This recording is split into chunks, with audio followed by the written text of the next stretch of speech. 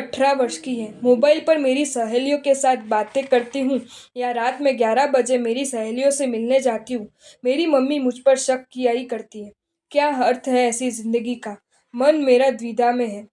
तृप्ति, तुम्हारी इस उलझन का कोई समाधान दूं उसके पहले कुछ समय पहले ही मुंबई में घटित हुए इस सत्य प्रसंग को तुम पढ़ लो या सुन लो। यह वह युवती 9वीं कक्षा में पढ़ती तो थी, लेकिन उसका पहनावा, मोबाइल पर होने वाली बेरोकटक बातचीत, बार में घूमते रहना, समय वयस्क युवाओं के साथ छलने वाली मौज मस्ती, ये सब उसकी मम्मी के मन में शक पैदा करता था। और एक दिन उसकी अनुपस्थिति में उसकी मम्मी ने उसकी मेज की जांच की। उसमें बड़ी पड़ी किताबों के पन्ने पलटे और एक पुस्तक के बीच उसके अपने पुरुष मित्र पर लिखे पत्रों की जेरोक्स और पुरुष मित्र ने उस पर लिखे पत्रों की गड्डी दोनों मम्मी के हाथ लग गई। मम्मी स्तब्ध हो गई। 13 वर्ष की उम्र में बेटी की ये हिम्मत। दूसरे दिन वो बेटी को लेकर स्कूल के प्रिंसिपल से मिलने गई। थोड़े समय के लिए दोनों को प्रिंसिपल के केबिन में बाहर बिठाया गया। प्रिंसिपल ने जैसे ही अंदर बुलाया कि बेटी ने माँ से कहा, आप अंदर जाओ, मैं पानी पीकर तुरंत ही आती हूँ। मम्मी अंदर गई और इस ओर बेटी अपने घर आ गई। हाथ में ली पेन और मेज पर पड़े कागज पर उसने लिख दिया कि मेरे निजी जीवन में मेरी मम्मी दखलगिरी कर रहे, इस वजह से मैं खुदकुशी करके अपना जीवन समाप्त कर रही हूँ। खत पूरा करके वह घर के कमरे में दाखिल हुई और गले में फंदा डालकर पंखे से लटक गई। तृप्ति, तुम देर रात तक घर न लौटी हो और तुम्हारी मम्मी तुम्हारी चिंता करे, वह तुम्हें अच्छा लगता है। उसमें तुम्हें कोई आश्चर्य नहीं लगता। उसमें तुम्हें विरोध करने की इच्छा नहीं होती और तुम्हारी मम्मी तुम पर शक करे, उसमें तुम बौखला जाती हो। उसमें तुम आश्चर्य होने लगता है। मम्मी के प्रति तुम्हारे मन में घृणा पैदा होने लगती है। कोई वजह? बाजार में विलास का वातावरण कैसा है ये तुम न जानती हो, ऐसा मैं नहीं मानता।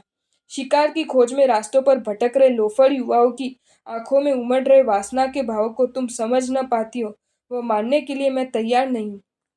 अरे पानी में कितनी भी हिम्मत हो, ढलान के समक्ष उसकी हिम्मत का जिस प्रकार बाष्पीभवन हो जाता है, उसी प्रकार मन कितना भी दृढ़ हो, प्रलोभन और विशेष रूप से विजातीय के आकर्षण रूप ढलान के समक्ष वह दृढ़ता कितनी जल्दी टूट जाती है, वह तुम 18 साल की उम्र में न समझ सकती हो, ये मानने के लिए मैं तैयार नहीं हूँ। संक्षेप में, तुम पानी हो और वातावरण में चारों ओर ढलान ही ढलान है। ये जानने वाली, समझने वाली और देखने वाली तुम्हारी मम्मी तुम पर शायद शक कर रही हो, तो उसमें बौखलाने की जरूरत नहीं है, बल्कि खुश होने की आवश्यकता है। मम्मी के प्रति घृणा का भाव पैदा करने की नहीं, बल्कि अहोभाव पैदा करने की आवश्यकता है। हाँ, तुम्हें खुद यदि ढलान अच्छा लगता हो, ढलान के पास पहुंच जाकर नीचे उतर जाने का तुम्हारे हृदय में प्रबल आकर्षण हो, आवारा लड़कों के आकर्षण का केंद्र बनने के तुम्हारे मन में ख्वाब हो, समय से पहले सुख का उपभोग करने के लिए तुम्हारा दिल तड़पता हो, कॉलगर बनकर सभी प्रकार की मौज मस्ती कर लेने की निकृष्ट विचार तुम्हारे मन में चल रहे हो और उससे तुम्हारी मम्मी का तुम पर शक तुम्हें आकुल व्याकुल कर देता हो अथवा बाधक बनता हो और इस वजह से तुम्हें मम्मी के प्रति नफरत पैदा होती हो, तो मैं तुम्हें कुछ नहीं कहना चाहता, लेकिन मैं तुम्हें पहचानता हूँ। तुम पवित्रता की चाहक हो, तुम्हें मिली संस्कारों की विरासत का तुम्हें गौरव है, सदाचार के प्रति तुम्हारे मन में आदर का भाव है, लक्ष्मण रेखा में रक्षण रेखा का दर्शन कर सके ऐसी विशिष्ट दृष्टि तुम्हारे पास है और इसलिए मुझे तुम्हें कहना है कि मम्मी के शक को तुम अपने सौभाग्य मान लो। वर्तमान समय में सैकड़ों नहीं बल्कि हजारों माता पिता ऐसे हैं कि जिन्होंने उच्चंचल बन चुके अपने बेटे बेटियों की चिंता करना तो छोड़ ही दिया है, बल्कि उन पर शक करना भी छोड़ दिया है। उनकी व्यभिचार लीला को जानने के बावजूद, रेव पार्टियों में उनके नग्न नृत्य को जानने के बावजूद, उनके ड्रग सेवन को जानने के बावजूद, उनकी जुए शराब की आवत को जानने के बावजूद उन्होंने उन सबको नजरअंदाजी कर दिया है।